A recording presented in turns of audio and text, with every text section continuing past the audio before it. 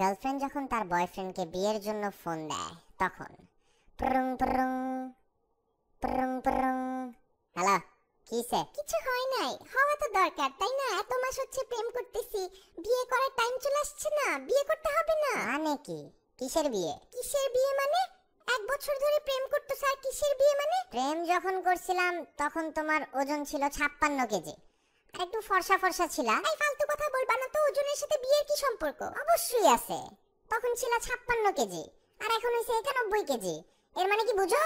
মফিজ, ফালতু কথাবার্তা শুরু করো না, আমার কিন্তু মেজাজ খারাপ হচ্ছে। এর মানে হইলো প্রেমের স্টার্টিং এ আমি এই কন্ট্রাক্টে প্রেম করছিলাম যে তোমার শরীরের সাইজ 56 ছিল, হ্যাঁ মানে 56 কেজি ছিল।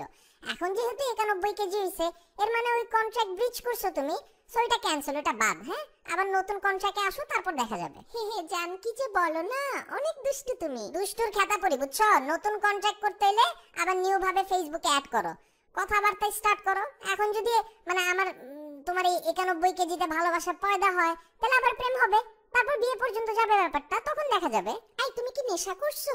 উল্টাপাল্টা কথা বলতেছো। তুমি যে নিজে শুকায় গেছো এটা কিছু না, আর আমি মোটা হইছি এটা অনেক কিছু না। একটা থাপ্পড় দিব কিন্তু তোমাকে। আমি শুকাইছি তোমার অত্যাচারে। শার্টের বাটন থেকে শুরু কইরা প্যান্টের জিপার নিয়ে কমপ্লেন করো।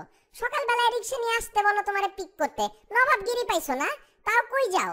গাউসিয়া। আরে ভাই, নিজে গাউসিয়া তো যেতে পারো, তোমার বাসার থেকে তো আরো কাছে তাই না? কিন্তু আমার বাসার থেকে তোমার বাসায় যাইতে হবে রিকশা নিয়ে, তারপর তোমারে পিক করে। তুমি তো নবাব তাই না? তো তোমারে নিয়ে আবার গাউসিয়া যেতে হবে। তার উপর আবার রিকশাওয়ালার সাথে তর্ক করছি। পুরো 1 বছর তো আমার খালি রিকশাওয়ালাদের সাথেই কথা বলে পার হইছে। পকেটও টাকা বের করতে করতে ছিদ্র হয়ে গেছে পকেট। অত্যাচারে তো আমি শুকাইছি। এখন ফোনটা রাখো, নিউ কন্ট্রাক্টের ব্যাপারে ভাবো, তারপর যা কাজ করার করা যাবে।